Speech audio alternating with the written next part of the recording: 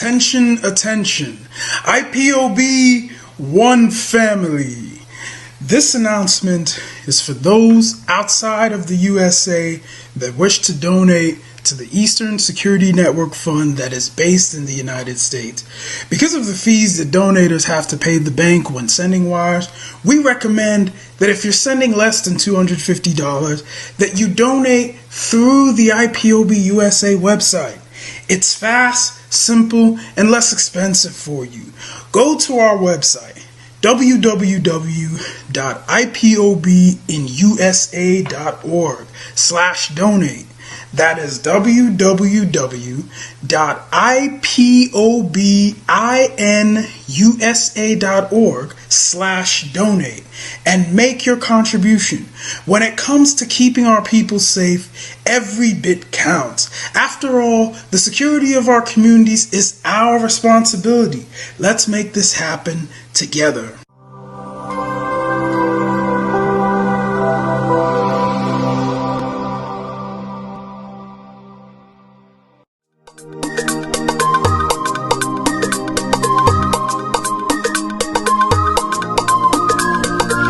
Yeah, Mr. Bella once again. Wisdom, heal it, come on. Yeah. Say Biafra will not last forever. They say happy up in no go stand. What did they know? What do they know? What do they see? What do they see? If you give me a gun, I will shoot them aside. If you give me a gun, I will shoot them aside. If you give me a gun, I will shoot them aside.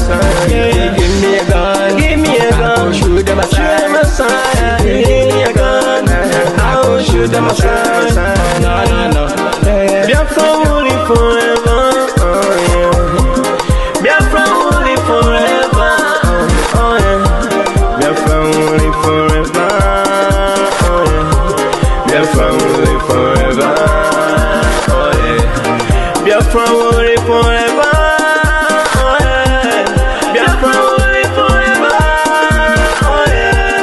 Biafra will live forever, oh yeah.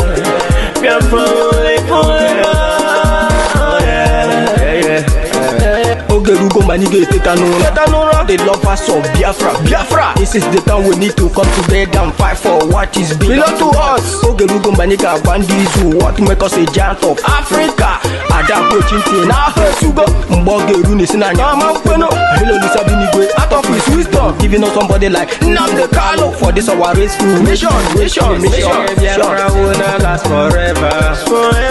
They say happy up in no go stand. What did they know? What do they know? What do they see? What do they see? If you give me a gun, I go shoot them aside. If you give me a gun, I go shoot them aside. If you give me a gun, I go shoot them aside. If you give me a gun, I go shoot them aside. If you give me a gun, I go shoot them aside. Oh no. See you joke, our hero have the 14 never stop. Nnamdi Kanu but no can we stop. They cannot stop. Biafra will live forever. Believe me now. But independence for Nigeria as a corporate entity is not enough. The peoples of Nigeria must at the same time be guaranteed their freedom. We must ensure that in an independent Nigeria, individual citizens throughout the land enjoy liberty, human dignity, and equality under the law. There must be one Nigeria with one constitution and one law for all. Let us therefore, Mr. Chairman, sir, close our ears to the Council of Despair, which says that we cannot here at this conference agree on a constitution.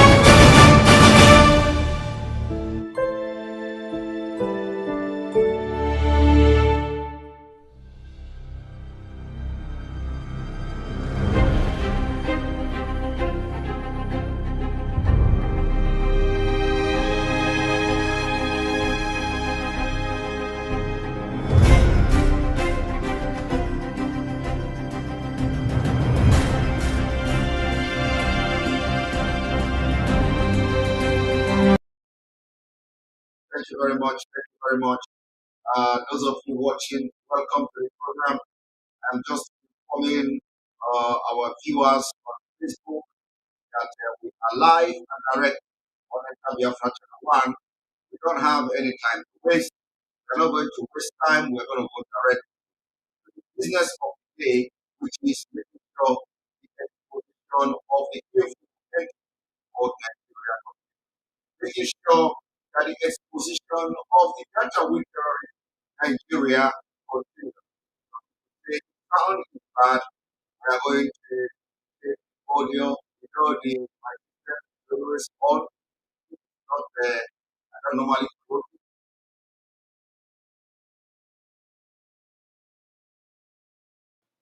Somebody is posting Nigeria flag and stuff like that. Nigeria flag. Yes, the app should be ready tomorrow. The app should be ready tomorrow. Those of you, we have actually exceeded 2,000 testers required for our live streaming app. So by tomorrow, by the grace of God, by tomorrow, I will, when the go ahead is given to me by my tech team, we'll be able to post the link and then you download it for those of you that have subscribed to the channel on Telegram. So tomorrow, by the grace of God, you should be able to have the link to download for the first 2,000 testers of Enter Biafra app. All right. So those of you watching from YouTube, from Facebook, I want you to come over to Enter Biafra Channel 1. That is where this whole thing is happening. When you look here, you see white hair. You see white hair. I know your mate. Look here. You see white hair. May you not be mate. Right, so let us go straight to business. See you on Enter Biafra Channel 1. Thank you very much.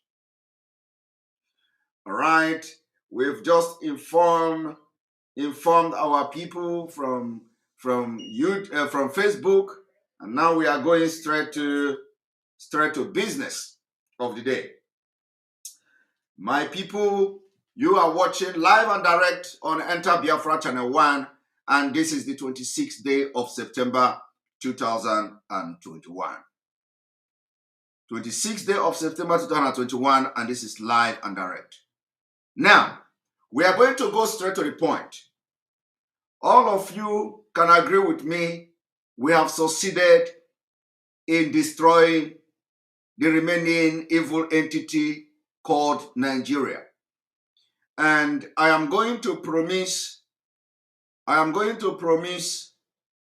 every Biafran watching me today, I'm going to promise you today that now we have gone back to drawing board, and it is going to be, we are going to be very ruthless in this media war, and we are going to be making sure we are trashing anything that stands our way, both big and small. Anything that stands our way, we are going to trash it, and we are going to stay focused.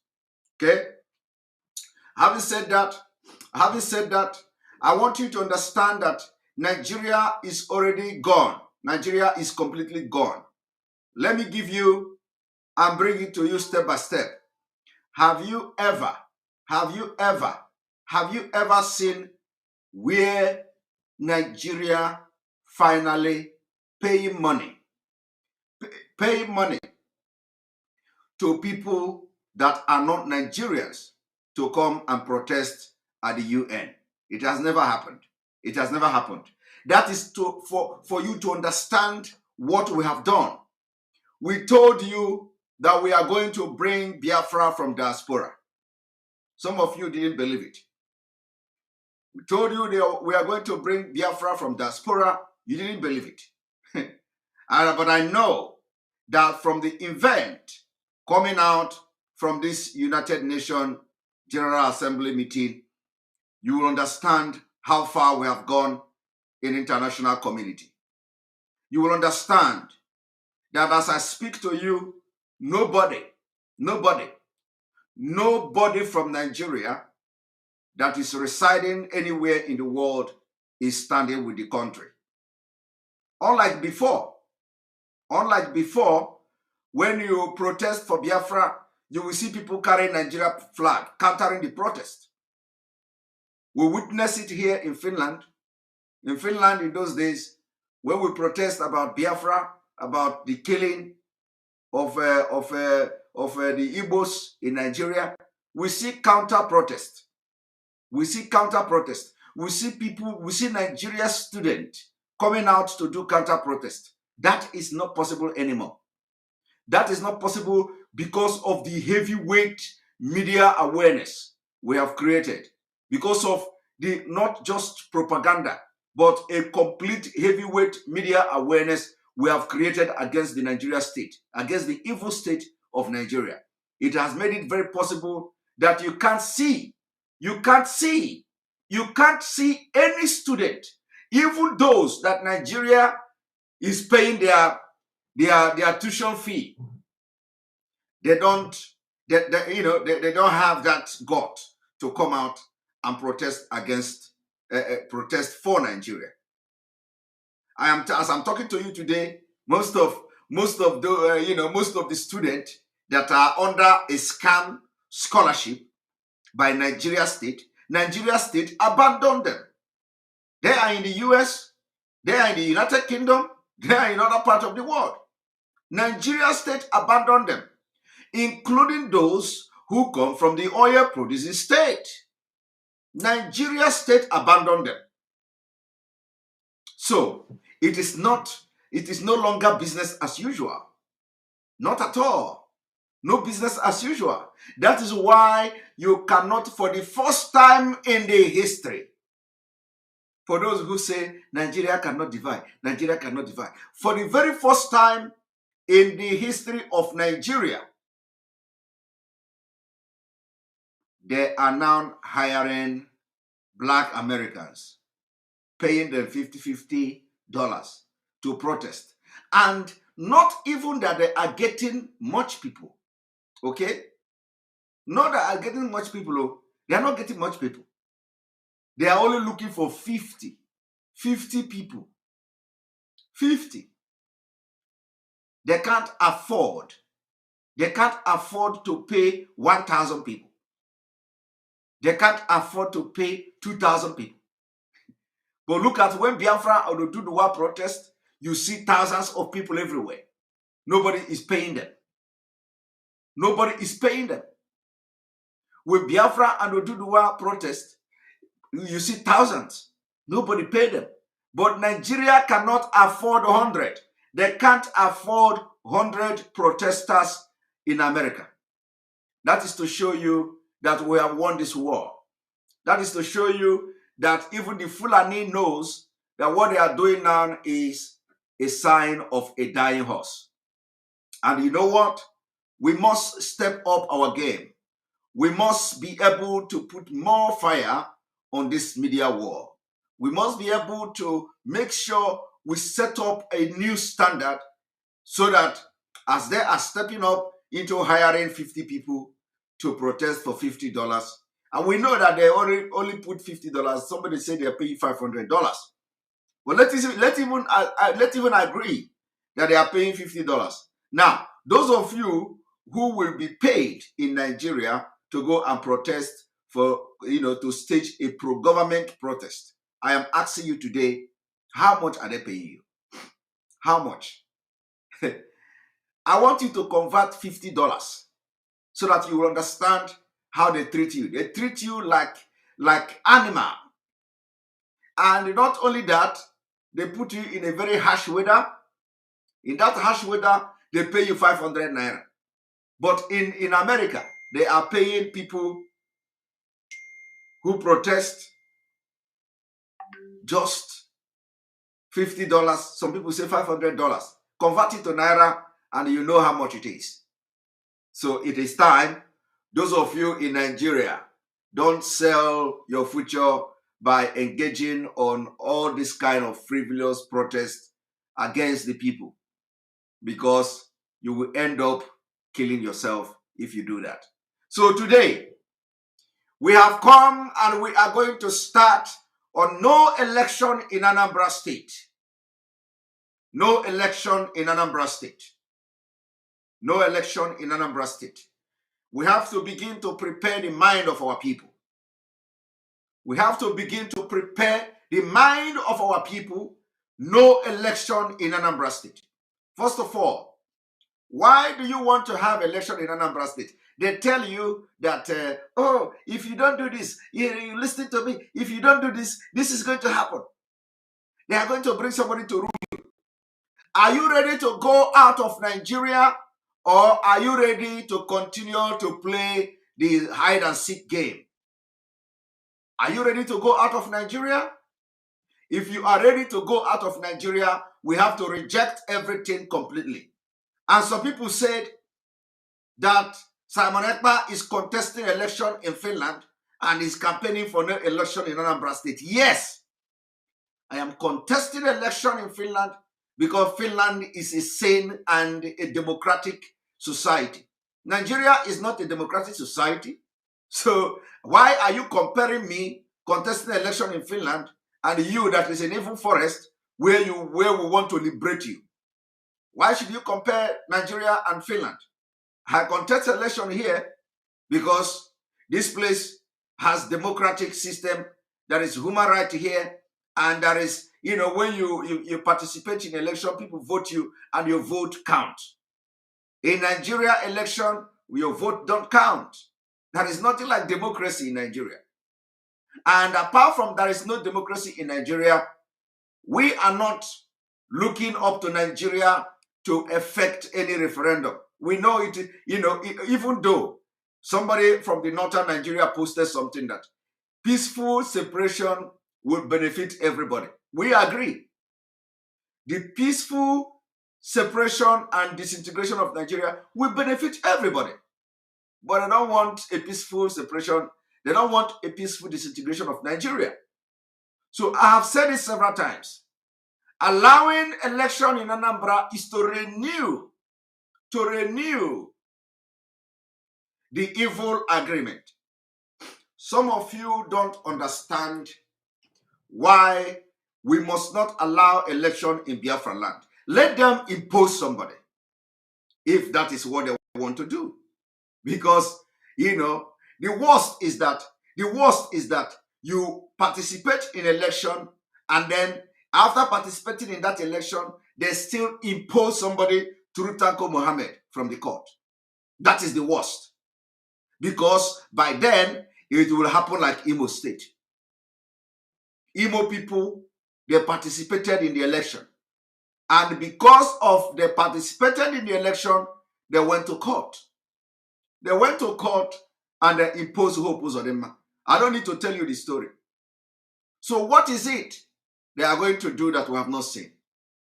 I want you to understand the kind of power you will get at the end of the day if there is no election at all in Biafra land, especially starting from Anambra State, and then you hear them announcing administrator, a military administrator or a police or whatever to come and take over Anambra State.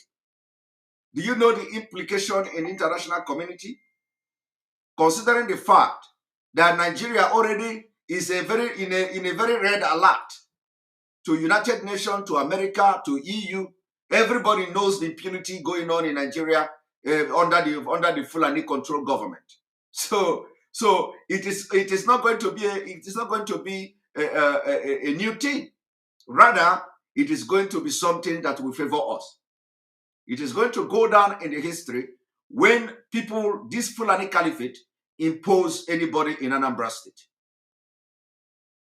Believe me, we are getting close and closer by the day to Biafra. Every day that comes and passes by, we get closer to Biafra. So we must begin to ask, what have Anambra State and other Biafra state done to deserve another election? What have other states in Biafra land done to deserve election? I want to start from Anambra State. What have Anambra done to deserve election? I want to ask you, what is it that made Anambra to deserve election? What? Do you know how much Anambra State is generating every month? Do you know? Do you know? You don't know. Let me tell you. Anambra State is generating over 80 billion. Over 80 billion every month. Over 80 billion. Now, what is that money used for? Have you asked yourself? I said 80 billion every month, Anambra State. That is not what is coming to, that is not what is coming to from the federal government or whatever allocation and all that. No. The revenue Anambra State generate is 80 billion, over 80 billion every month. In that 80 billion, there is no electricity, there is no good road, no good hospital, state or government-owned hospital, no government-owned school, no social amenity, there is no state-sponsored nothing. You don't have road between Enugu and Onitsha. And one thing is that the biggest problem of us, our problem after Fulanis, are the politicians. Now, when you look at the situation of Enugu-Onitsha Expressway, you find out that some people will spend 7 hours in Enugu-Onitsha Expressway. If you are a leader in Biafra land from the southeast, are you going to be waiting for the federal government to do the road? The answer is no. But you know what? In Anambra State alone, they are making 80 billion.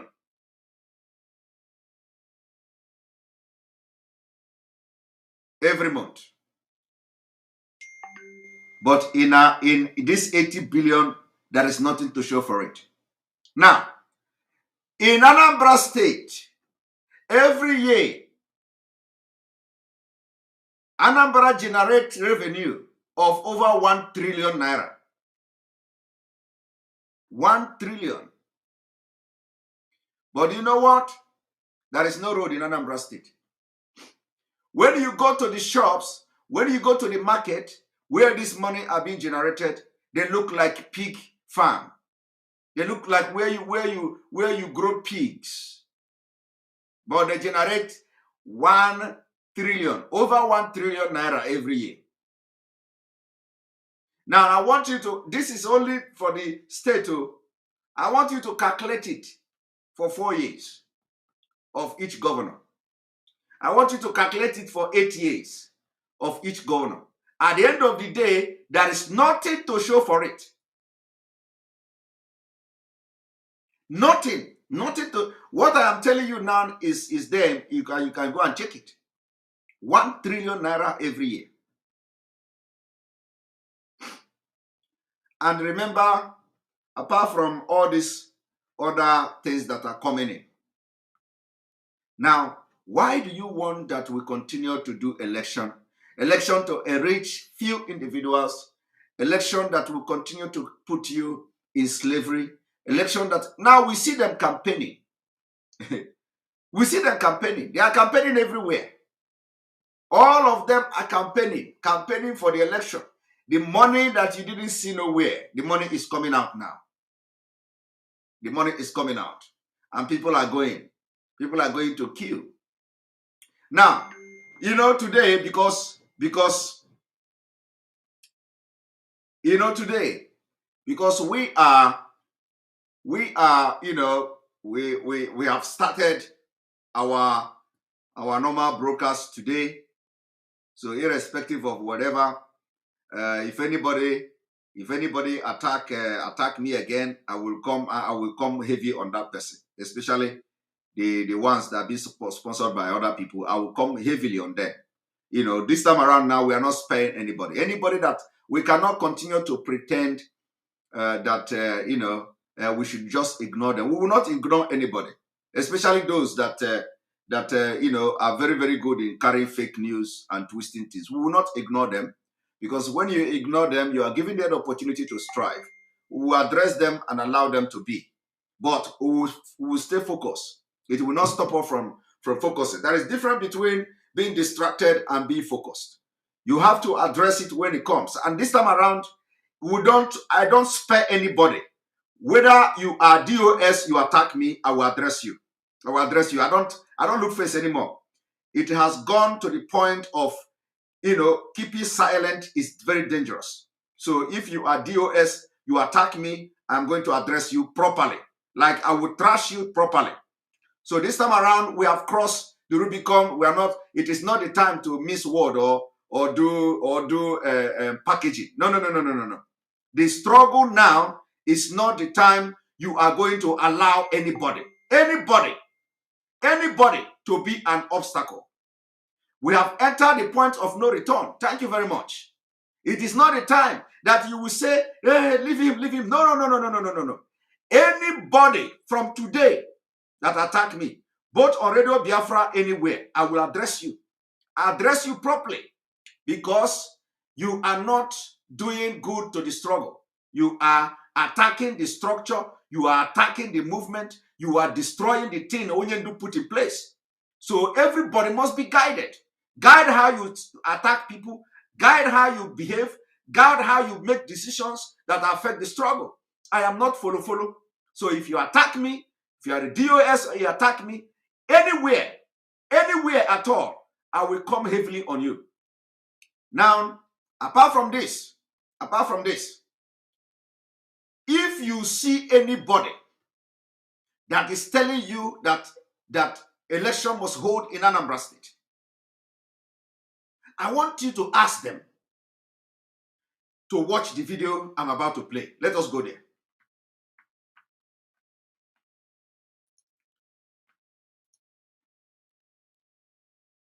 Tell them to listen to this.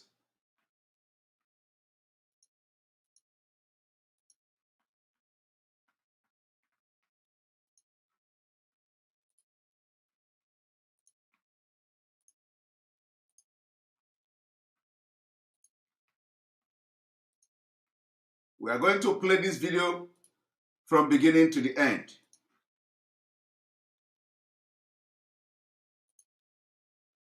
It means freedom, liberty, fairness, equity, and justice.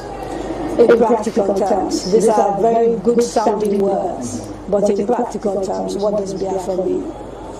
Confederation. So, a weak center, very strong regions. Absolutely. Have you had a change of mind, therefore, about getting an independent Biafra? Because that's what I seem to be hearing. No, I'm not changing my mind, no. An independent Biafra means going back to where we were before the white man came. Okay, so you're not talking about a federation when you say confederation. You're not talking about a federation as part of Nigeria. You're talking about total independence. Absolutely. Complete independence. Now, is there anything that can happen that will make you change your mind about this particular direction? No. So it is either Biafra or nothing else. Or death. Yes. Or death. That's correct. If push comes to shove, will you go to war? No, because truth is a far more potent and deadlier weapon than bullets and mortars. Truth is far deadliest than bullet. Okay? Truth. This is coming from our leader. And I want to make it as a very point, as a very clear point today. Nothing will change truth from me. I have come to understand that truth is more deadlier than any weapon. Hear it from our leader. Always truth. Always truth. Stand by the truth always. Because truth is only weapon that will destroy. And it doesn't matter how long your lies stay. It doesn't matter. But truth, you see truth? You have to stand by the truth. And the truth will have used to destroy Nigeria. Because of the truth, Nigeria is today hiring people to protest at the UN. It has never happened in the history. Never in the history of Nigeria. Because any country you go, Nigerians are scattered everywhere. And there are always people who are ready to protest with Nigeria flag. But for this time, the first time in the history of Nigeria, they are paying people abroad. They are paying people abroad.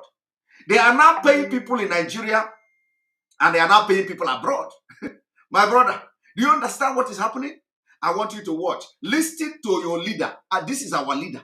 Listen, and he is your leader as well. Listen to him. He said he is going to use truth, which is more deadly than anything, to destroy Nigeria. I want you to listen. Mind about this particular direction. No. So it is either Biafra or nothing else. Or death. That's good. If push comes to shove, will you go to war? No, because truth is a far more potent and deadlier weapon than bullets and mortars. So no war. You've ruled out the... Absolutely no war. No. Okay. No war. Okay.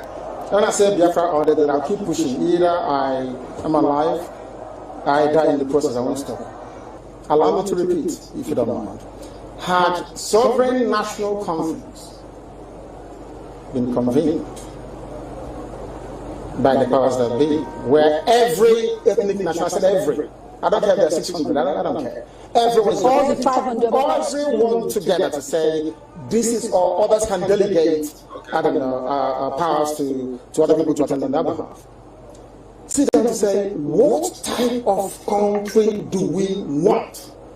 Sit down, discuss, agree. I can begin to perhaps submit to the opposition. Is it too late? It is way too late. They've killed too many people. They've ruined too many lives. They've wasted too many souls. How do we bring those people back?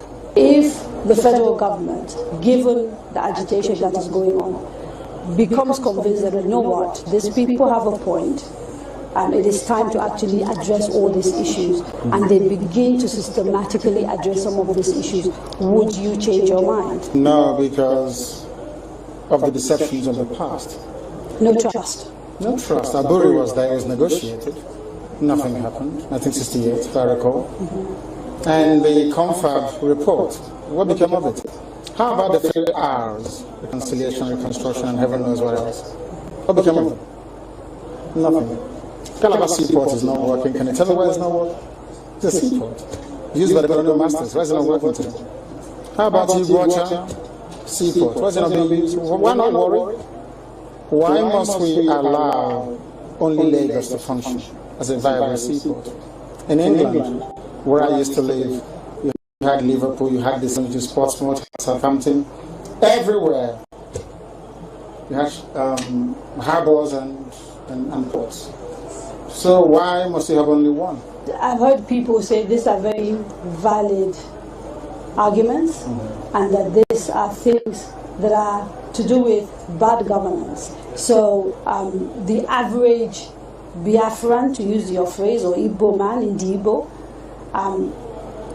is facing poverty much in the same way that the average guy in your base state is facing poverty. And so these are issues of governance. You don't agree with that? I agree completely. Okay. So if that is it, why isn't the agitation about tackling the problem, which is ensuring good governance, perhaps starting from locally? Because part of the allegations against you is that you don't confront your political leaders in the East, and you'd like to blame Abuja for everything. Because the way I would want to solve a problem is not how a Fulani man would want to solve it.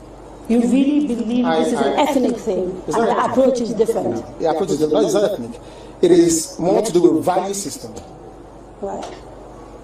The way you may want to solve a problem could be markedly different from how I do mine. What is the geographical makeup of Biafra, as far as you are concerned? This Biafra that you want. So, for example, if we're doing a referendum, where will that referendum take place? Is it only the 5? It's okay. Zone, which is River State,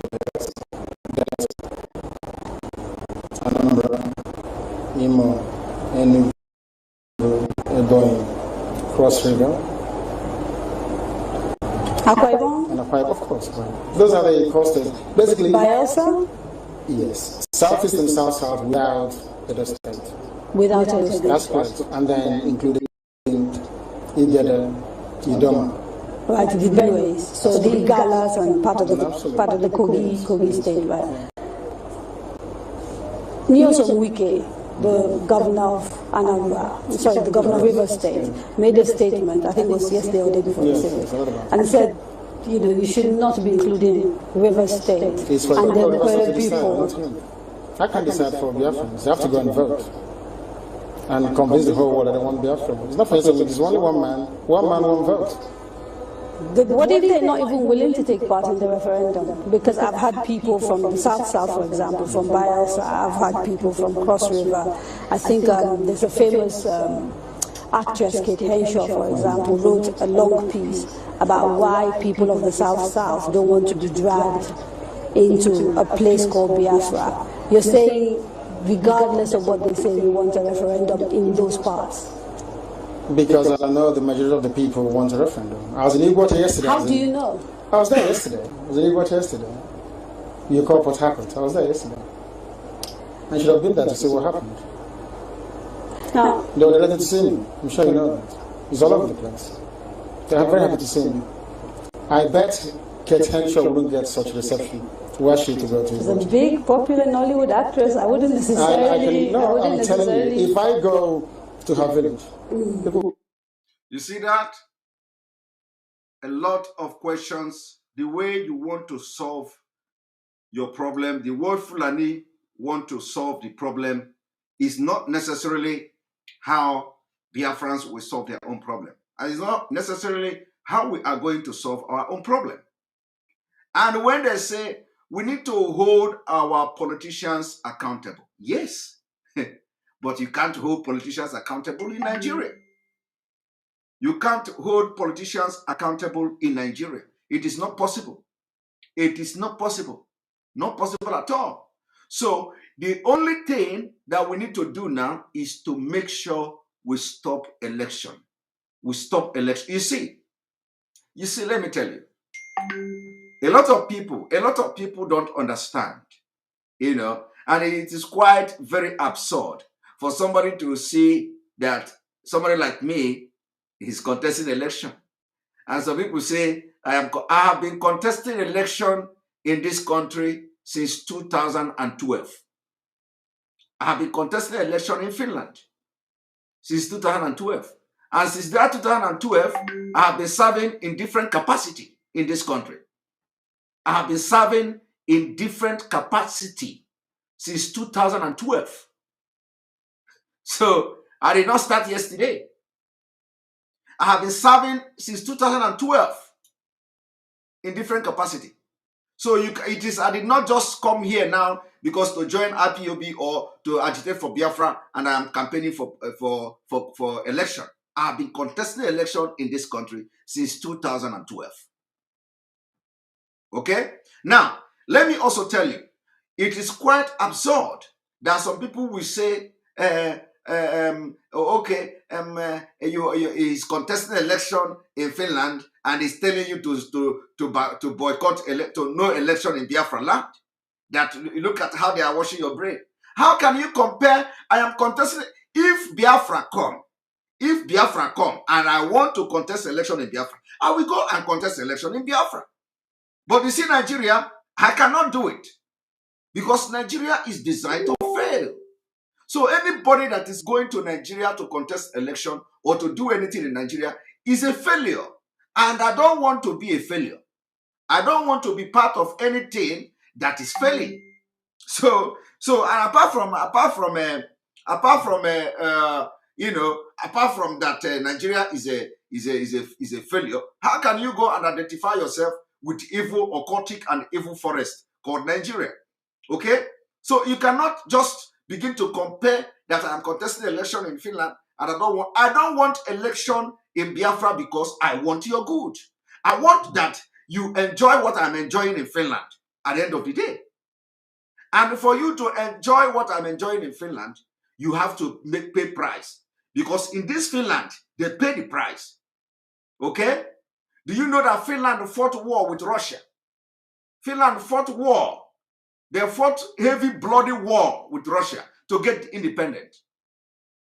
So if they have people like you, who parade yourself as Ndi Igbo and the business, do you think if part of you in Finland in those days. They will never get their freedom.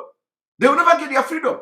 Today they will be part of Russia. They will be looking for where to go and apply asylum, just like some of you are doing today. Looking for, when you see opportunity to travel abroad, you sell everything you have. Still, you shout one Nigeria. You see? All of you shouting one Nigeria today, all of you shouting election must hold in Anambra State. Election must hold in Anambra State. If somebody approach you now and say, I have visa for you, you are going to sell everything. You are going to sell everything. Okay? You are going to sell everything. Everything you have. But yet, you hear when you hear us shouting, kill Nigeria before Nigeria kill you. You say, no, you want Nigeria. But you can't stay in Nigeria. You cannot stay in Nigeria. Some of you are in abroad, you can't even protest anymore. Because if you do it, your neighbor, all those Nigerian friends, they will run away from you. Like 4 years ago, I am telling you, in Finland here, if I remember, a few years ago in Finland, we protested. Me, personally, I put money, we printed poster, we printed everything, big poster. We printed big poster to stage protest here. But you know what happened? The students here, Nigeria, they organize themselves and make a counter protest then. Today, you can't see something like that.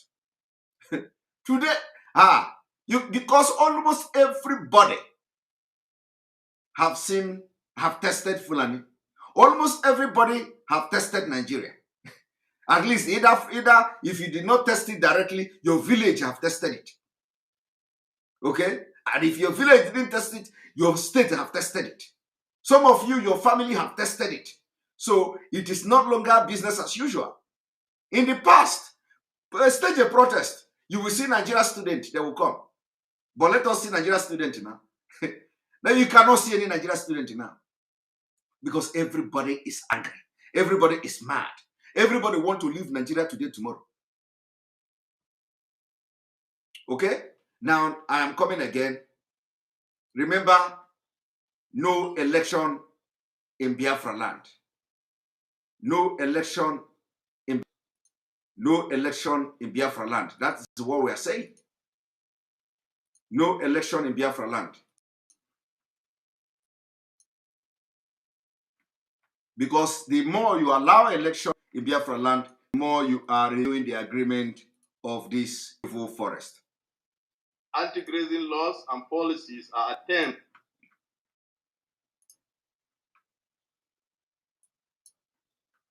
This is what you get in a country of over 200 million. Terrorists like this will come and give you order in a land that doesn't belong to them. Are there shouting Nigeria? Desperate politicians acting on faulty serving security reports. It is Frederick Bessia in 1801 in his Economics who said, when plunder becomes a way of life of a group of men living together in a society, they create for themselves in the course of time. You can imagine that channel television is airing this man. You can imagine.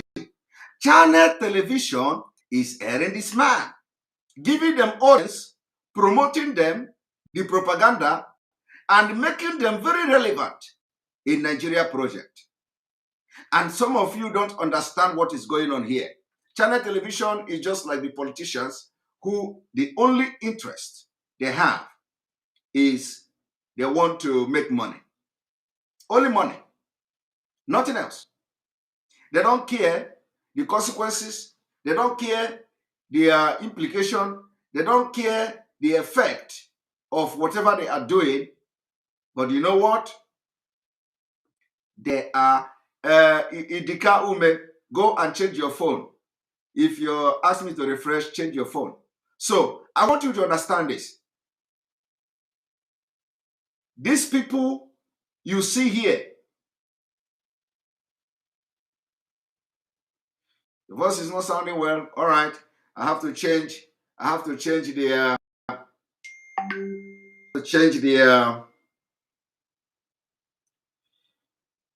How is the voice? How is the sound? Let me ask you, how is the sound? Is the sound okay? Because we don't trust who is coming here these days. I need to ask you people. How is the sound? Is the sound okay? Voice is fine. All right. Better.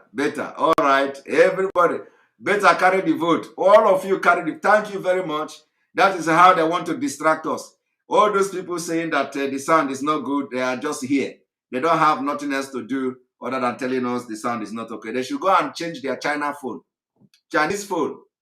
Chinese phone. Go and change from Chinese phone. Thank you very much. You see, thank you very much. We know the agent of distraction. They come here with their fake phone and they want to distract us. Thank you very much. Let us watch.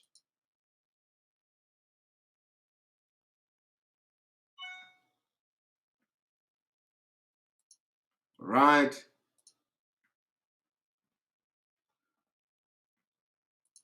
System that authorizes it and a moral code that glorifies it.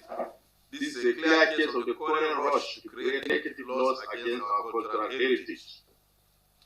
Anti-grazing laws and policies are attempts to ban open grazing are nothing but public. All right.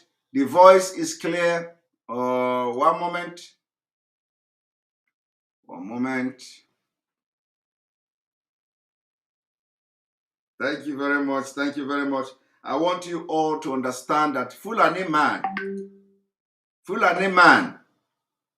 is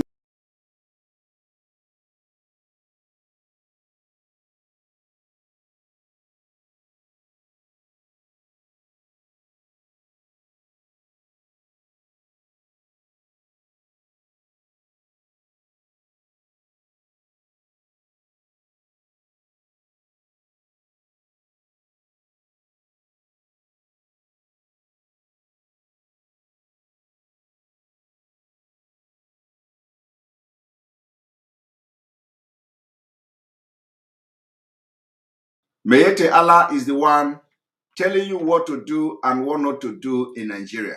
That is very bad. Very, very, very, very bad. Here we go. Sorry.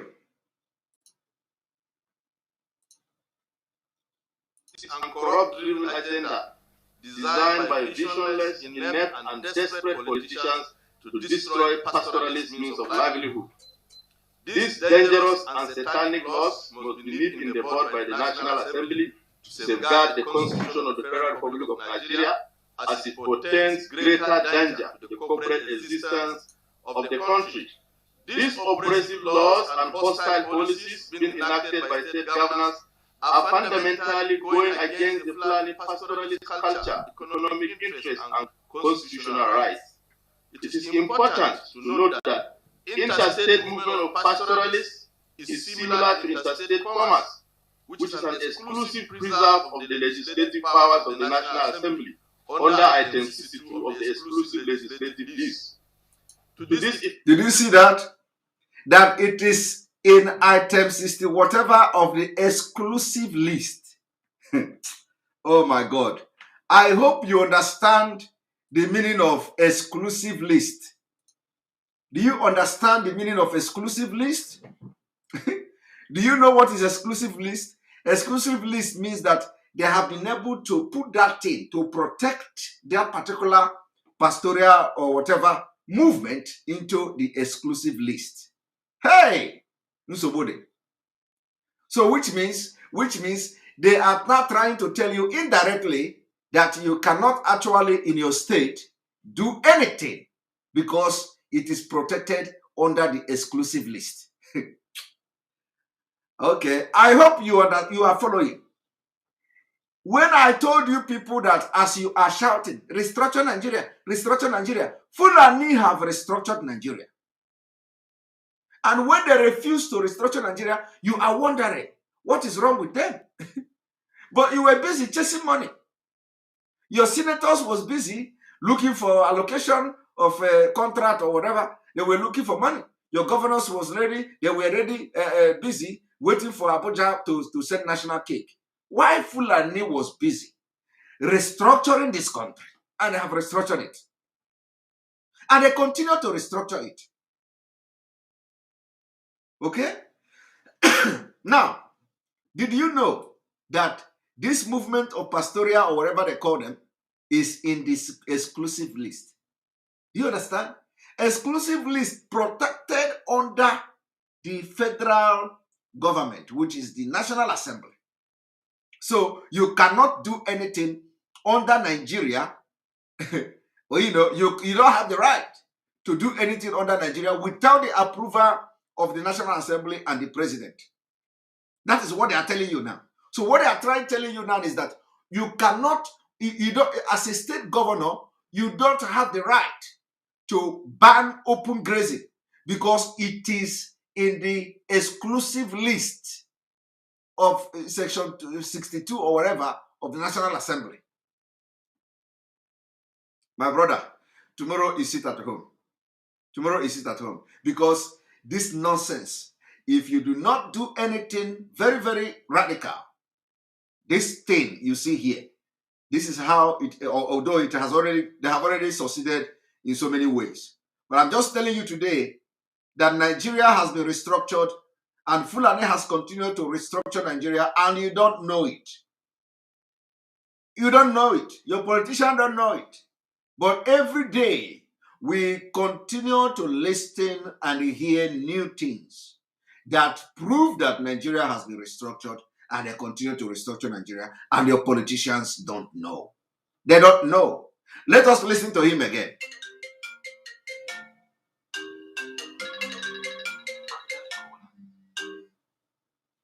Let us listen to him again. Hostile policies being enacted by state governors are fundamentally going against the Fulani pastoralist culture, economic interests, and constitutional rights.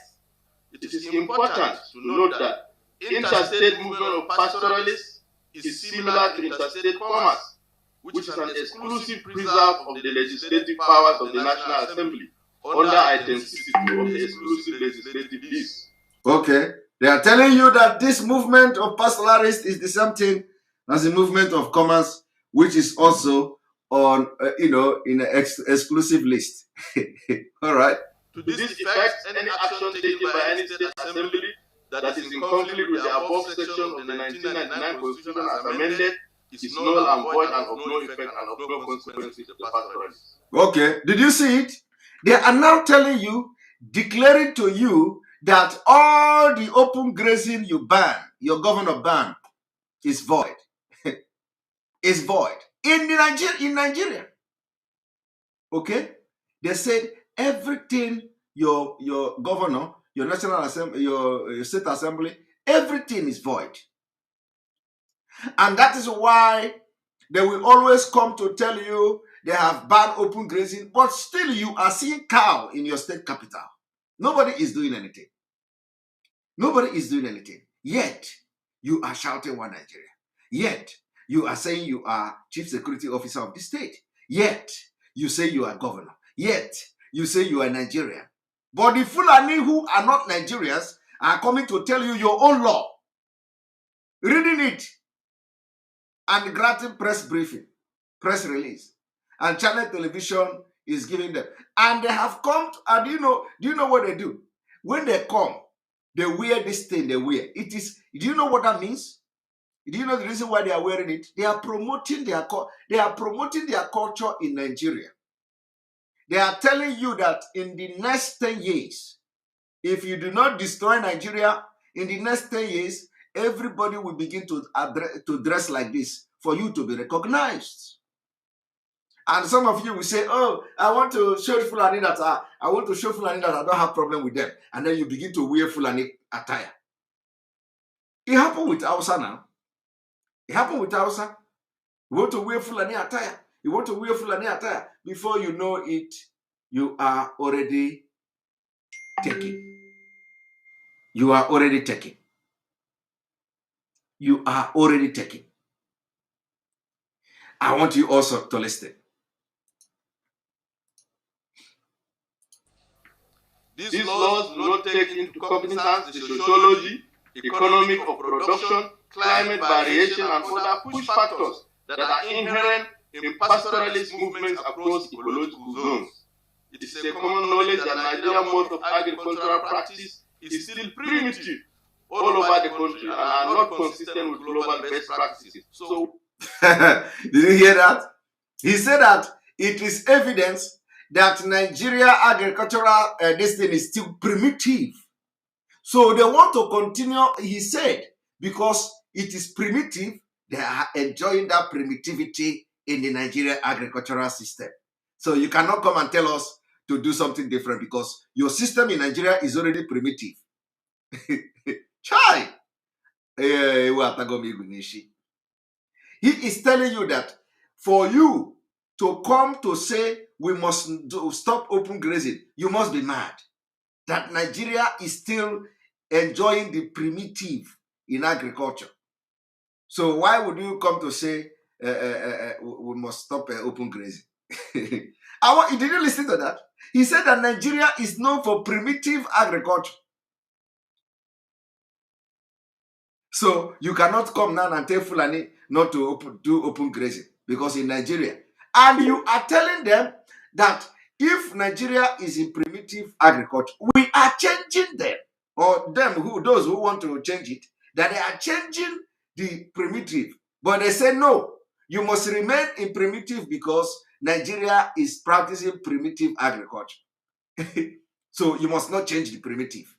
You must not change it. You must not begin to change it for civilization. That it must remain primitive. Listen to him again.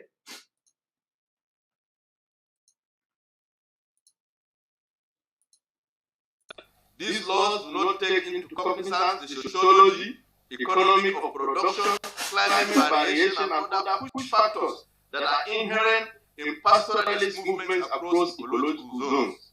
It is a common knowledge that Nigerian mode of agricultural practice is still primitive all over the country and are not consistent with global best practices. So why singling out the pastoralists who have been suffering from cumulative years of neglect in terms of development from both federal, state, and local governments?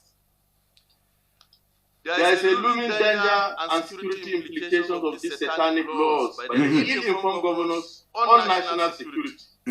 You see, they are now issuing a direct threat using Channel Television, Arise News, STV, or whatever. They are issuing now threat to constituted authorities in Nigeria. But you know what? And when they issue this threat, they carry it and nobody does anything. Nobody do anything. No? Listen to the threat. The laws will destroy livestock production and send into poverty millions of people that depend on livestock value chain. The butchers, the transporters, the livestock dealers, the consumers who are used to affordable source of beef and milk are going to be affected. The laws will undermine relative peace and stability currently enjoyed in local communities. You see, the law will undermine peace enjoyed in local community. What does this tell you? What is it trying to say? Do you know what this man is trying to say? This man is trying to tell you that this Nnamdi says satanic law. Yes. The man is trying to tell you that if you ever enact the ban on open grazing, you have invited war. They are going to slaughter. They are going to slaughter your community. They are going to kill you. They are going to deal with your community and all that.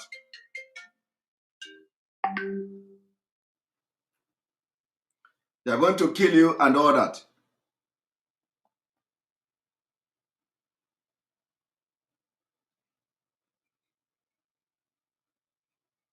Yes, I'm having my program now. Yes. What do you want later? But what you can send the link. But you know there is no commotion here. Okay.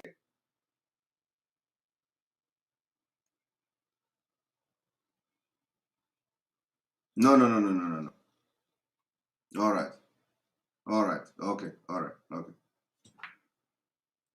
All right. Sorry, that was a very important call. I have to answer. All right. So somebody say satanic law, you know. So what they are trying to tell you now is that when the when they go to the community, if you try to enact this law, they are going to come for you, for your community.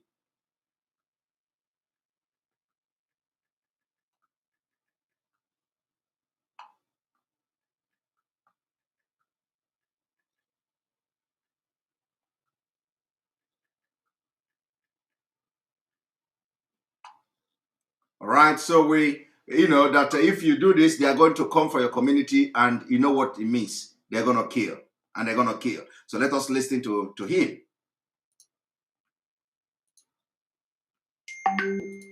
Threatening social order.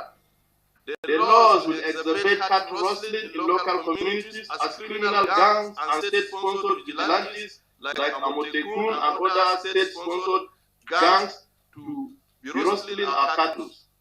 Did you hear that? Did you hear that? He is now addressing a state, a state-sponsored vigilante as gangs. State created Amotekun that is, covered and protected by laws. He called them gangs. So they don't even recognize anything anybody does, okay? They don't recognize it because they own Nigeria, according to them. So they are addressing Amotekun as gangs. I want you to understand what is going on here. For you, if you do not join hand to destroy Nigeria, Nigeria will destroy you. Look at this man who is originally not a Nigerian, telling you, dictating to you that the security outfit you put by, protecting them, even under the state law, they are criminal gangs. And only Fulanis are not criminals. Only Fulani. Amotekun is a criminal gang. You hear it from him now. Tomorrow, sit at home. Thank you very much. Tomorrow, sit at home. We said we are tightening it a little bit to add it one day. You have to, for you to be able to stay 1 month, sit at home.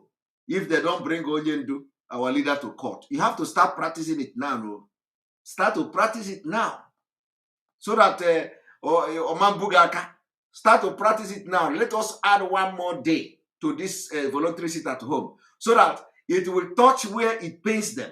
Because we need something to be done, so that these people will know how serious we are. And our demand is not to bring Onyendu to court. Our demand is to release him. That was the initial demand, and we stand on that. To release him, transfer him from this DSS to a better place where he can look after himself, and then from there we take it up to a different level.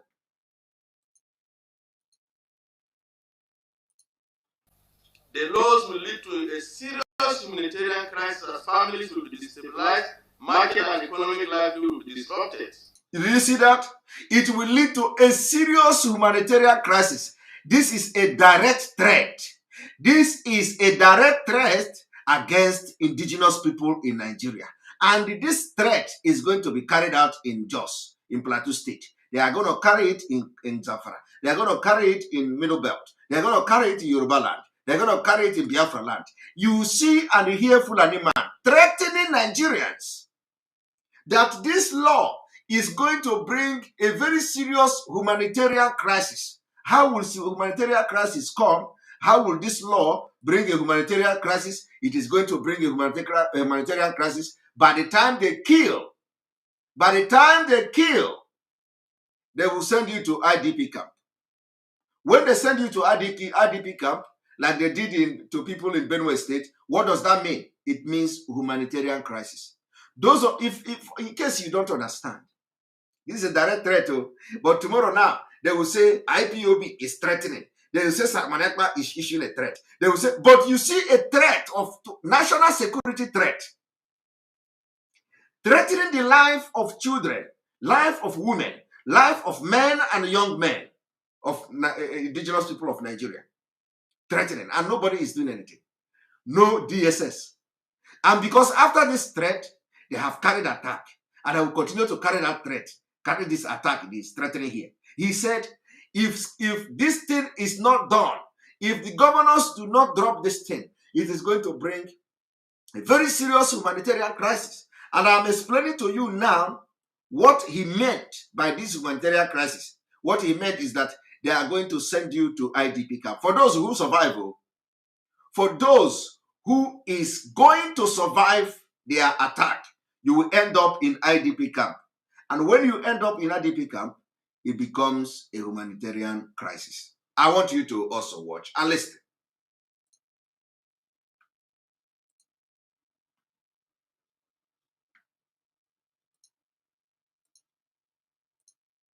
Laws will exacerbate cattle rustling in local communities as criminal gangs and state-sponsored vigilantes like Amotekun and other state-sponsored gangs to be rustling our cattle. The laws will lead to a serious humanitarian crisis as families will be destabilized, market and economic livelihood will be disrupted. The laws will lead to massive cross-border migration that will create further security challenges for the country. Did you hear that? Did you hear that? He said that the laws will create further cross-border migrating that will create serious problem for the country. I'm going to analyze this again. I want you people to pay attention to the threat this guy was issuing here. He said, if you ban open grazing, they are going to bring more fighters. They are going to bring more terrorists. They are going to import them. And what he meant here by importing them is that it's going to create a cross-border migration crisis. My people, do you people understand what is going on here? You don't know. You don't know, but Mazi Nnamdi Kanu is in DSS. They arrested him. But somebody is here, is threatening the whole country that the governor of the southern Nigeria, since you have enacted this law, we are going to make sure we have a cross-border migration problem that is capable of bringing the country down. Because what he meant is that they are going to now bring fighters, and they will make sure that the fighters are entering Nigeria with arms and ammunition, in addition to the one that have already entered. Let us listen to it again, because I want to be explaining this thing in a very, in a way that you will understand what this man said here.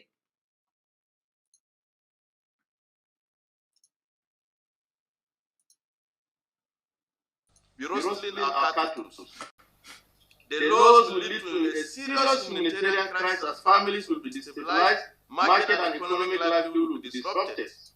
The laws will lead to massive cross-border migration that will create further security challenges for the country. You see, I want you to ask yourself, how does enacting a ban on open grazing create a cross-border migration that will cause a very serious problem to the country? The sound. All right, let us fresh.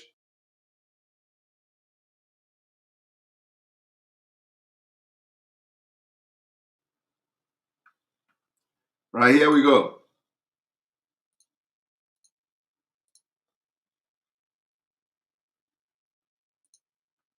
So I want you to ask yourself, how does enacting ban on open grazing, okay, create a cross-border migration crisis that is capable of destabilizing the country? What he meant here is that if you enact this ban on open grazing, they are going to ask all other terrorists from everywhere to enter Nigeria. That is called the cross-border. When they cross and enter Nigeria, it becomes cross-border migration. And then how that cross-border migration is going to cause problem is that when they enter, they are not entering to come and graze their cattle. They are entering with AK-47 machine guns to come and kill. And when they start killing, it is now creating a crisis. It is now creating humanitarian crisis that those of you surviving it will find yourself in IDP. That is if your governor even have the thing to do IDP camp, because not every governor have this IDP. Some people are living, some people have been chased out of they go to their relative or somewhere, to stay. Nobody care for them. And when you go to the place they call IDP camp, I have shown the video of the one from Benue State. There is nothing to write home about. There's shit there, they make shit there and everything there. Right there in the IDP camp. There is no roof, no nothing. When rain fall, it beat all of them. Okay? So this man is threatening Nigeria, issuing threat on national security. Nobody have arrested him. Nobody have questioned him. Nobody have invited him, because this threat now, after issuing this threat, he is going to carry out that threat, and nobody is arresting him. Nobody will arrest him. I know that some of you must have watched this video, but you see, I am going to analyze this video again, because today I'm just coming back, so it is not going to be as smooth as you used to be. So from tomorrow, I will now bring this video for the second time, and I'm going to analyze it to bring everything he said here, because now and my nose and my nose is leaking because our weather is changing, so it's affecting my performance and all that. So if by tomorrow my nose is not good, I will hold the video. I will hold this particular video until when I get when I'm normal and my nose is not bleeding again. All right, but let's all listen to him.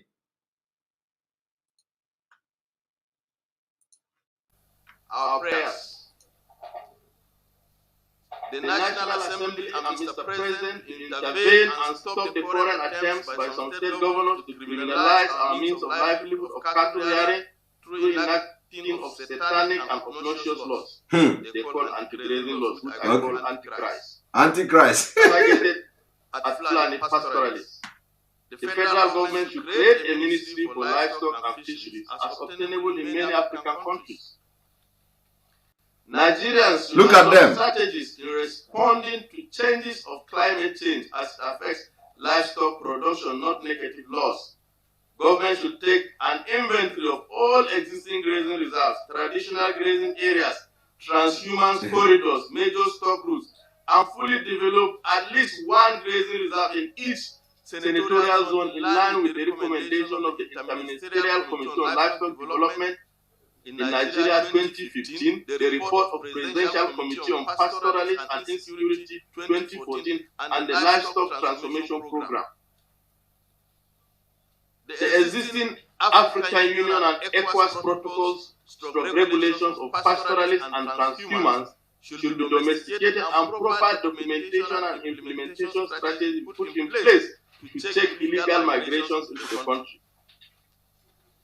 The government should incorporate pasture development in the implementation of the grid drain wall, in combating the certification and preservation of small water bodies.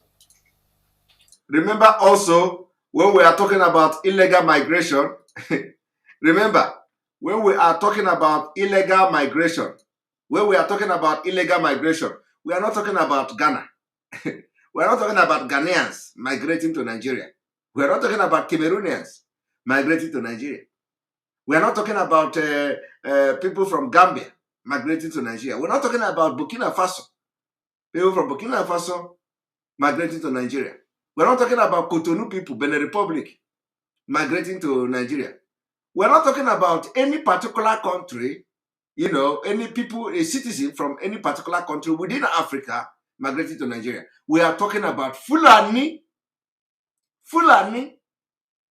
We are talking about herdsmen, terrorist herdsmen. Okay? And when they are coming, you don't tell them you don't say they are from Ghana.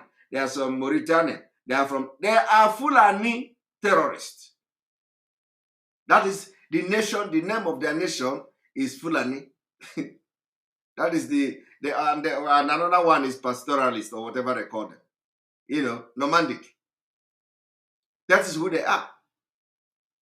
But today, this has been making the wave for decades. But today, they want to now discover Nigeria. As Mungo Park discovered River Niger. River Niger was there. Nobody was seeing it. Nobody was seeing River Niger until Mungo Park entered Nigeria came to Onitsha, came to Anambra, today of Anambra, he saw River Niger. Nobody was seeing it.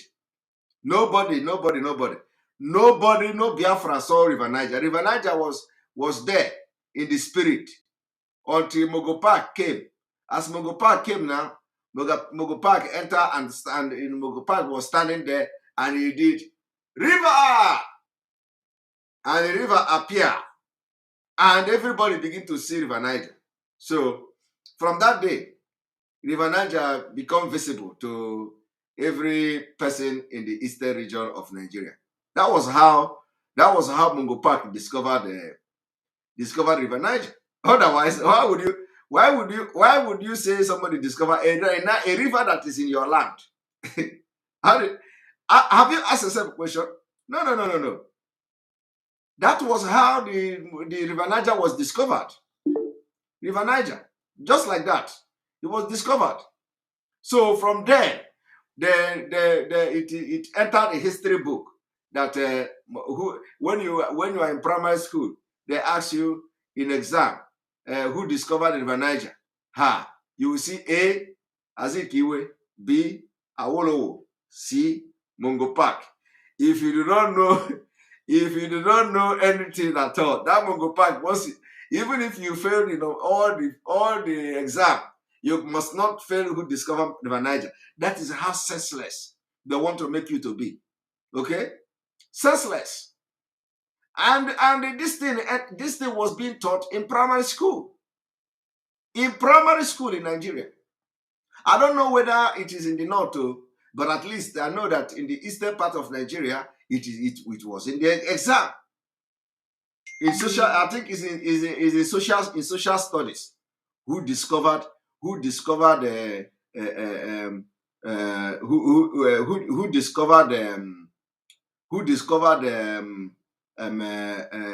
Niger? Mungo Park. Okay, Mungo Park. Somebody entered my land, saw a very big river, and he said that he has discovered this river. Nobody knows this river. He has discovered it. And our people accepted that he discovered the river, and they even start to teach it to students, to pupils, to small children, convincing them, brainwashing them that somebody came and discovered river. Honestly, I can't comprehend this. It is too much. It is too much. No, honestly. This is too much. Hi. We have seen this in this life. This is too much.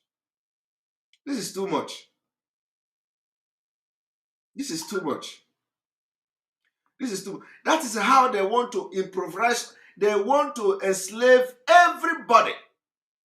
Make you look like a animal. You see? And they put it as exam test, as a test. Who discovered River Niger? Mungo Park. And nobody is asked. We don't even know how this whole thing happened. Nobody is asking question. How did Mungo Park discover River Niger? Nobody is asking question. How did Mungo Park discover River Niger? But I think I have just given. Yes, thank you. Who discovered Babbage? I believe I have just given a very good scenario of what transpired. That he came there, he came there, and there was no river, and then all of a sudden the river appeared, and he was the only man who saw when the river appeared. And then he said, Mungo Park saw the river. The River Niger was covered by everything, by land. And then immediately Mungo Park entered there, the river appeared. And they say, oh, Mungo Park, you discovered this river. Or the ego. Nobody questioned whoever that is selling this narrative. Because there is motive. There is something that is behind the narrative of Mungo Park discovering River Niger. Nobody has ever questioned it. What is the motive? The motive is what we can see today.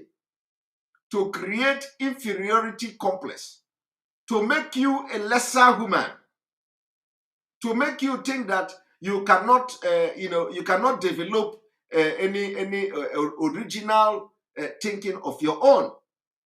It makes you to be in fact, it makes you. Now, I want to tell you who discovered the river in the north. Who discovered Kanjidan? Kanjidan is a river. Have you ever had? Let me tell you, Kanjidan. Kanjidan is a dam. Is it a dam or a river? I don't know. It's a dam probably, where they claim they generate electricity. Now, have you ever had anywhere in the Nigeria history book where they said Lord Lugard discovered Kanjidan or Frederick, whatever, or somebody who were part of those, discovered Kanjidan? Kanjidan. You don't. Is only River Niger the river in Nigeria? I am asking you. No, because there is a motive. There is a motive, a very, very ulterior motive in this whole history. Because River Niger is not the only river in Nigeria. So why is the River Niger so important? The River Niger stretch from all the way from that, however, as that map, the map of Nigeria you see today, River Niger stretch and go all the way to the sea. Okay? Now, what is so important in this River Niger that it is only that one what is the name again? Mungo Park have to discover. River Benue. Yeah, thank you very much. Okay, who discovered River Benue? I am asking you because I that one I don't know. Please, who discovered River Benue? Who discovered River Benue?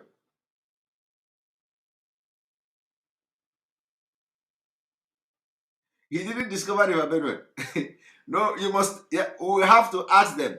We have to. Christopher who? Columbus.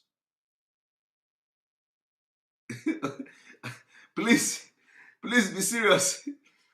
This one said, I want to learn. I want to learn because I don't know. Please, who discovered River Benue?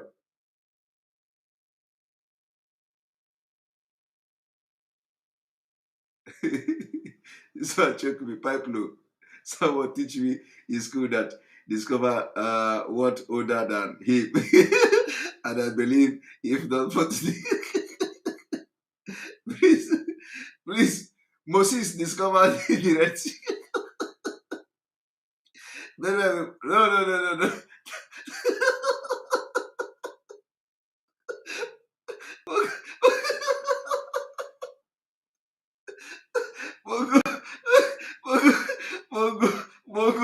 Mongo Benue.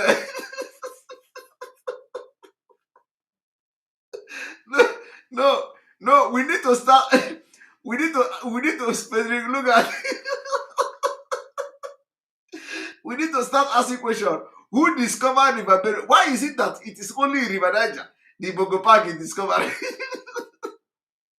My brother, and they tell you this guy really use us.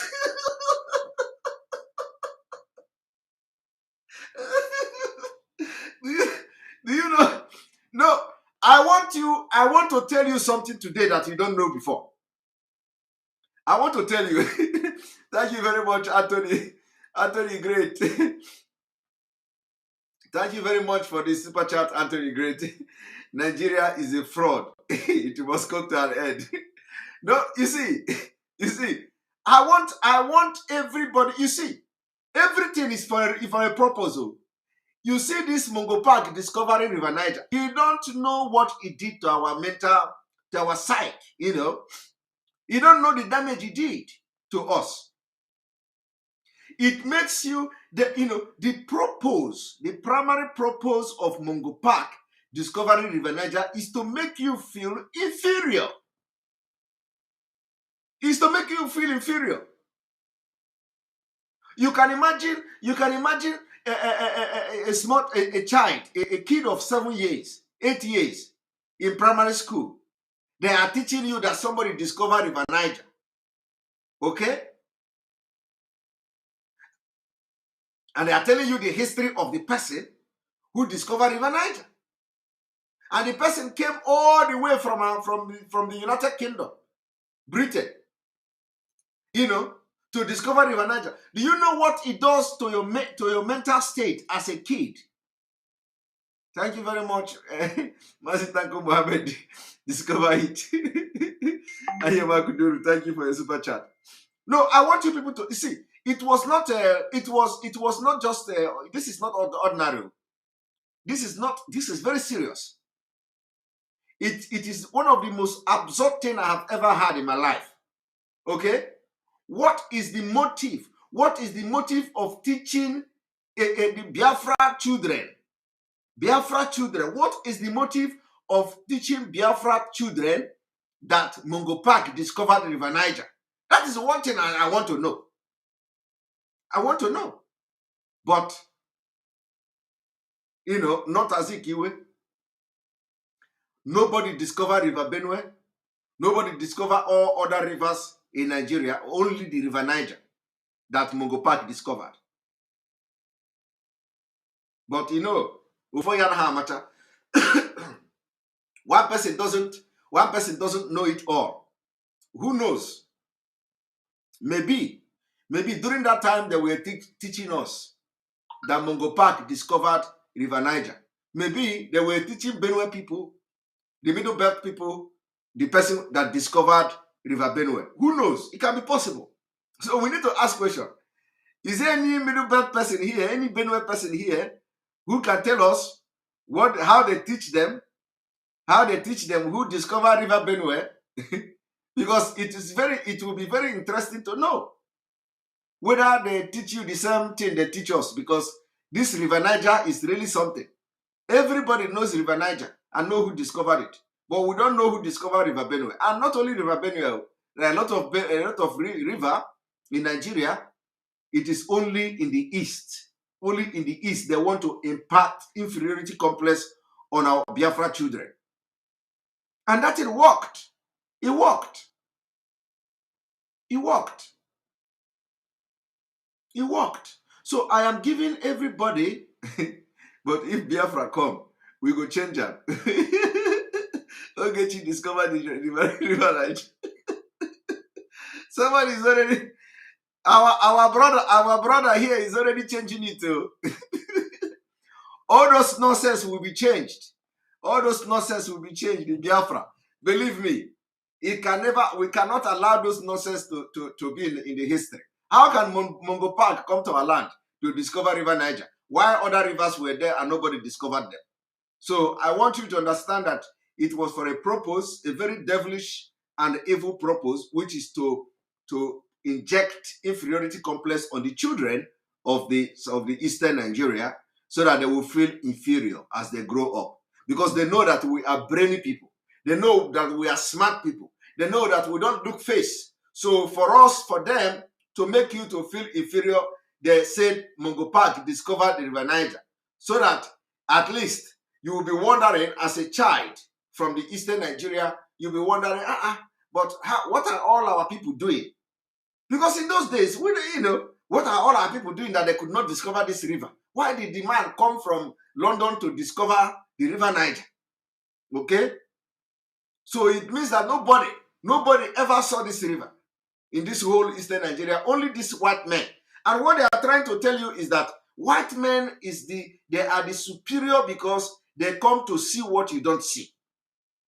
They could not manufacture aeroplane in Nigeria. They could not manufacture something in Nigeria too. So in order for them to just look for something, the man look at what is the name again? Mungo Park. In order to just look for something to make sure the memory, live in these children.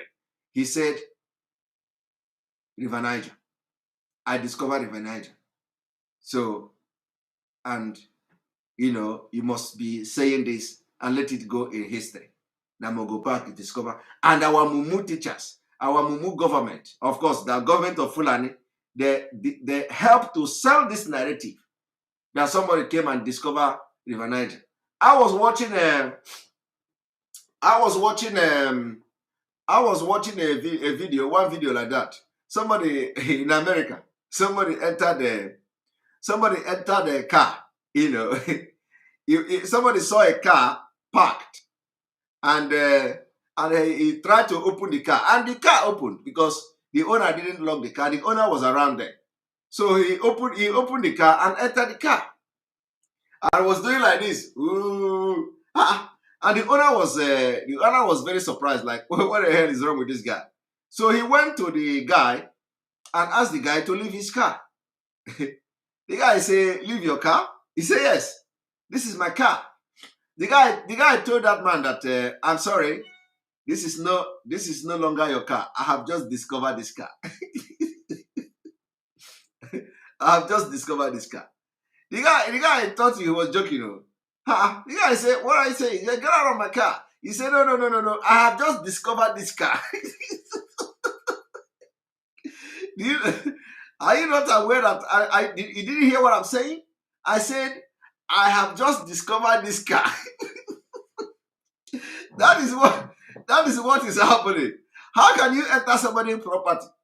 You enter somebody's land, enter property, and then you begin to tell the person you have discovered this thing now. So the guy now, the guy in the car begin to give example of America that they discovered this one, they discovered that one. So he have just discovered this car now, and he must live here. Oh, that was very funny. That was very funny. You discover car. So, and if you look at it, why not? Why not? Since you can enter Biafra land, since you can enter southeast, the eastern region of Nigeria, and then tell us you discover Mongo Park, you discover River Niger. you know. But if they do it in your own country, you don't take it.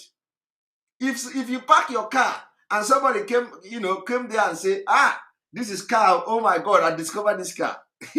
You'll be running mad. That what is wrong? Are you crazy? Get out of my car, get out of my car. But you are doing it to people. You did it in Africa and continue to do it in Africa. Today we are asking for freedom. You say it is better to be one in Nigeria. But how can we be one with people who talk like this? How can we be one with people who threaten us with terror and kill our children without remorse? How can we be one?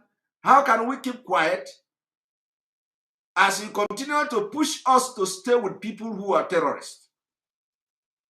So how are we going to stay like that? But anytime we say it, you say no. The Britain will say no. You are better one. You better stay one. You are going to make good. You are going to make this. But in your own country, in Great Britain, you are divided into 4 or 5. I'm not mistaken. You are divided. That is why you are called United Kingdom. Kingdom that are divided. You have what you are practicing in the United Kingdom is like a confederation. Confederation. London on its own, Wales on its own, and all that. But when you come to Africa, you are telling us you discovered Nigeria. You are telling us you gave us independence. You are telling us we must live together, like animals. And different police. Thank you very much. And different police. And when believe me, this whole Nigeria thing, you people will see how it will end. You will see how it will end. We are going to take this particular, we will take this freedom by force at the end of the day. Go and mark it. You see that war, we will fight it, and it is going to be very brutal. Go and mark it. Let them not give us freedom. Let them not give us this freedom. You have seen that Biafra has given birth to a very, very bad agitators. And I am one of them. I'm not hiding it. I am one of them. you see this particular freedom, we are going to fight it at the end of the day.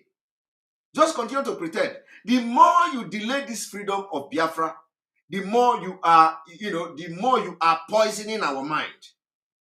The more we are going to be ruthless at the end of the day. So continue to project one Nigeria. Continue. Everybody will see how it will end. You are going to see how it will end. I will address this video tomorrow. I will address the video tomorrow because I want to be in my best before, so that because there are a lot of things this man said here that need to be trashed and need to be opened. We need to pieces it, bit by bit for everybody to understand the content of this particular press release. Very important.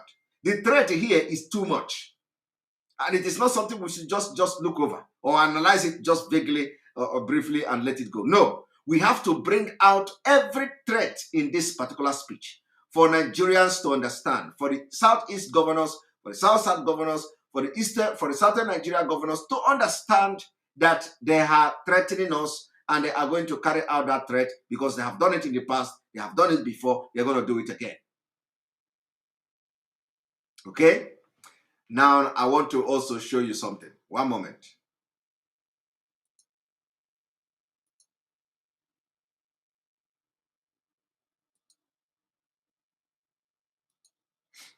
Moment.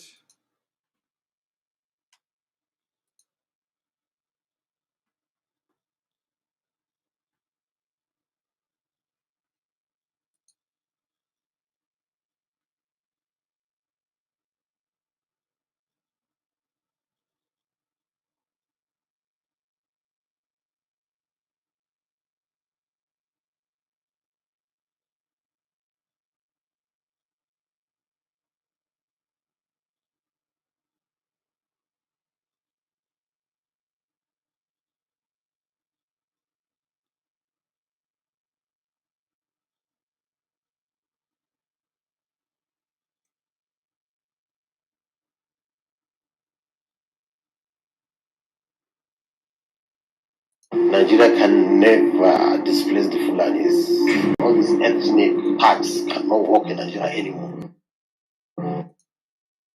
Not even religious. Either we sit down and iron things out peacefully, or we suffer, then we come and do what we are supposed to do. Just sit down and iron out things. Even Boko Haram, we have reliable information. Many of their leaders, many,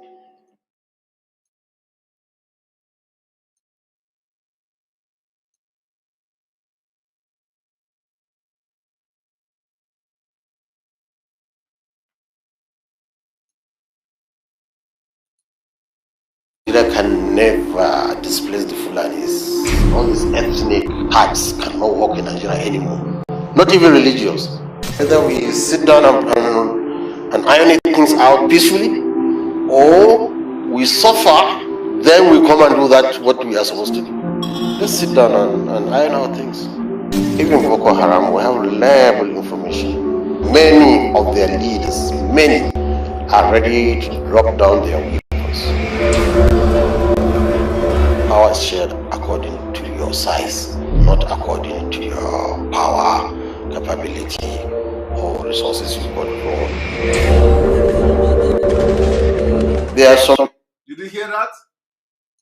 Cut your shoes or your coat according to your size, not according to your capability or resources you control. Who was he referring to? He was referring to you. Resources you control. Which resources is he controlling? He's talking about. He's talking about the Southern Nigeria resources. He said, the time to kill you is not about the resources you control. But this man is working freely. He is dishing out speeches, press release. All Nigerian media are flooding to him.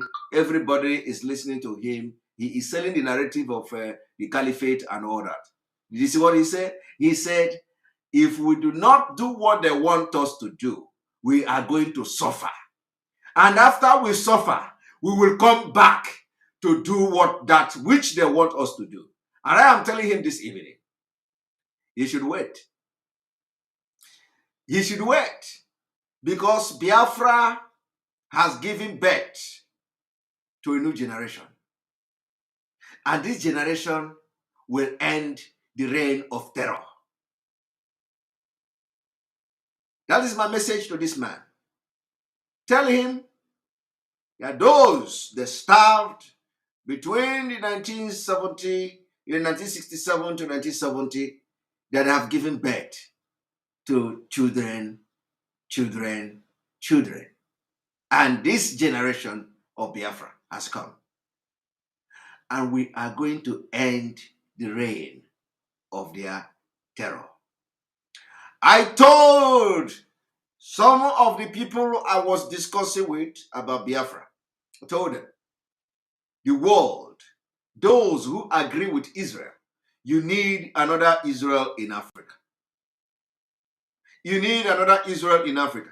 To be able to maintain the global peace, you need another Israel in Africa that will sustain, maintain, defend, and fight terrorism. And that nation is called Biafra. Biafra should be a new Israel in Africa. Inasmuch as you do not like terrorism and the havoc they cause, insecurity they bring, loss of life, properties. Now the Sahel region of Africa, there is a serious upsurge of terrorists, and there is need to stop them before they spread and find a safe haven in Nigeria. There is a need to stop them. The only country that will stop them will be Biafra, Oduduwa, and Bazonia. And so we need a new Israel in Africa. For you to be part of this global peace, anywhere you find yourself, you need to support the disintegration of Nigeria to bring lasting peace in Africa and by extension in other parts of the world. When Nigeria is disintegrated, the interest of the terrorists will be disintegrated. You have thrown them off balance by your participation in making sure that Nigeria is disintegrated. You have contributed in saving the future of our upcoming and unborn generation. On this note, I say thank you very much for watching this evening, because we still have this nose bleeding and all that. We will not spend much time, and this program is going to end in less than 2 hours of program. This is 1 hour 45 minutes, and this is enough for today. Remember, we are back, and next week we will continue our diplomatic war. We will continue our diplomatic approach from here in Finland and from other parts of the world where we are making moves. This coming week, I will be submitting documents, I will be submitting fact, evidences, and communication about Biafra to the Prime Minister of Finland. I will also, by doing so, I will go further to submit documents on Biafra, communication on Biafra to a member of the Parliament of Finland. And as that is done, I will also update Biafra people, the progress we are making, communication as they come, because what we are trying to do is not just about communicating the government of Finland. We are also, in that regard, creating awareness. The awareness is being created and taken to a different level. So the level that we are going now is a level that we ought to have been last year, but because of the COVID-19, we are not able to have this thing done. So, but because COVID-19, the situation is getting better, and by this week we entered today, we are going to make sure that this communication will be passed and presented to the different representatives and the government of Finland from the Prime Minister office. That is going to be done, and I will keep Biafrans updated. See you tomorrow. And may God bless you. May God bless Biafra. May God bless Oduduwa Republic. May God bless the Middle Belt. May God bless Ambazonia. May God bless IPOB Worldwide. May God bless Mazi Nnamdi Kanu. May God bless ESN. May God bless Sunday Igboho. May God bless all of you that is supporting this movement. Those of you who are out to be used as a tool to destabilize whatever we are doing, may God change your heart, and so you come back to track. And like you all know, I will not be a part of those that will be follow. It does not matter who you are. It does not matter your position in the struggle. If I suspect that you are not representing the best interest of this struggle, I will not have anything to do with you. I will do my part with those I feel that I am in line with. It doesn't matter. I don't look face. So I will do it to the best of my ability and to the best of my knowledge. With your prayers, we are going to move mountain before our leader is released. Thank you very much. May God bless you. Good night.